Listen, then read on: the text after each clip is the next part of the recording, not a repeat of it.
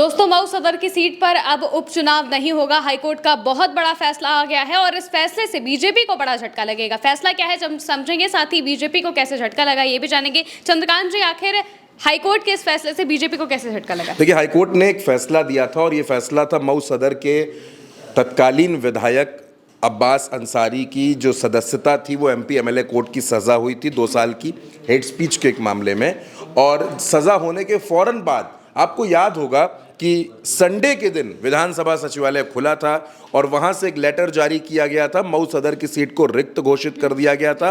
अब्बास अंसारी की सदस्यता छीन ली गई थी, लेकिन उस वक्त भी अब्बास अंसारी की तरफ से और उनके जो भाई हैं उमर अंसारी, उनकी तरफ से ये कहा गया था कि हम लोग इस मसले में कोर्ट जाएंगे, और वो लोग कोर्ट गए। हाईकोर्ट में ये मसला चल रहा था। इधर इस बीच भारतीय जनता पार्टी ने दावेदार तलाशने शुरू कर दिए। ओम प्रकाश राजभर ने दावेदार तलाशने शुरू कर दिए कि मऊ सदर की सीट पर कौन उपचुनाव लड़ेगा। ब्रजेश सिंह लड़ेंगे, शक्ति सिंह लड़ेंगे, या कौन और लड़ सकता है। लेकिन इस बीच हुआ ये कि उमर अंसारी भी जेल चले गए। उनको भी एक मामले में उनकी गिरफ्तारी हो गई। लेकिन हाईकोर्ट ने बड़ा फैसला दिया है और अब्बास अंसारी की जो सज़ा है उस पर यह फैसला देते हुए उनकी सज़ा पर तत्काल रोक लगा दी गई है। यानी कि अब उनको वो जो सज़ा है वो स्थगित कर दी गई है और अब उनकी विधायकी भी बहाल होगी। अब अब्बास अंसारी की विधायकी को बहाल करना होगा। सदन में एक बार फिर आपको अब्बास अंसारी नजर आएंगे। दरअसल ये जो पूरा घटनाक्रम हुआ था ये एक हेट स्पीच, ये एक भाषण से जुड़ा हुआ था।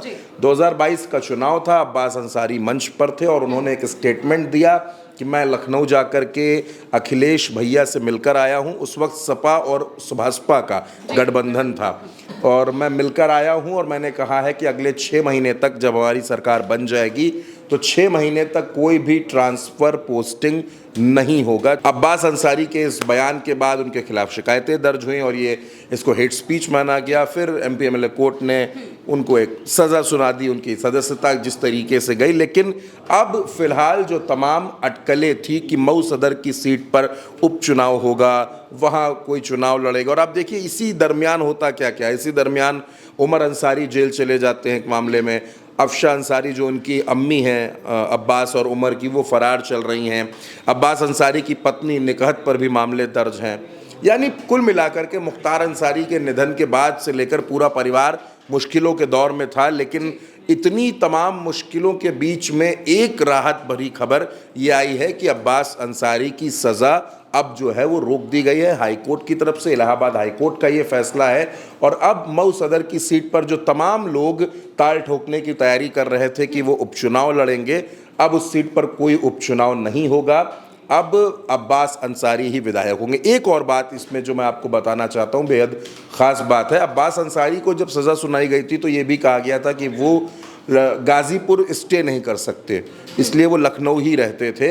लेकिन अब अब्बास अंसारी को राहत मिल गई है और अब ये देखना होगा कि अब अब्बास अंसारी किस तरीके से सियासत करते हैं, किस तरीके से राजनीति करते हैं, और क्या अब उनको गाज़ीपुर जाने की छूट मिलेगी या नहीं मिलेगी, इस पर भी हर किसी की नज़र है। लेकिन जो एक बड़ी राहत है अब्बास अंसारी के लिए वो ये है कि उनकी सज़ा, सबसे बड़ी बात है कि स्थगित हो गई। अब वो चुनाव लड़ने में भी कोई परेशानी नहीं है और उनकी विधायकी भी उनको वापस मिल जाएगी। वरना माना तो ये जा रहा था महिमा की विधायकी चली गई, चुनाव लड़ नहीं पाएंगे तो परिवार से कौन चुनाव लड़ेगा, क्योंकि उमर अंसारी भी इन दिनों सलाखों में भेज दिए गए थे। तो चर्चा ये भी थी कि अफजाल अंसारी की कोई बेटी चुनाव लड़ सकती है, क्योंकि उनके घर में अफजाल अंसारी सांसद हैं और मन्नू अंसारी जो हैं, जो सिबतुल्ला के बेटे हैं, वो भी विधायक हैं। तो और मुख्तार अंसारी के परिवार में तो राजनीतिक अस्थिरता आप देख ही रही हैं कि मुख्तार के जाने के बाद से किस तरीके की चीज़ें हुई हैं।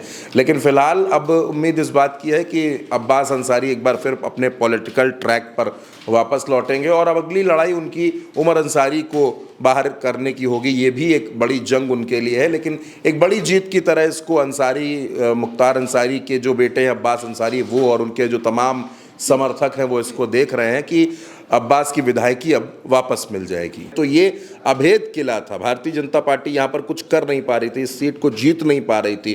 तो इस बार लग रहा था कि उपचुनाव होगा। उपचुनाव आप जानती हैं, सत्ता का असर होता है, शासन प्रशासन का असर होता है। तो बीजेपी को लग रहा था कि इस सीट को हम अपने खाते में कर लेंगे, अपने पाले में कर लेंगे, लेकिन उन अरमानों पर फिलहाल पानी फिर गया है।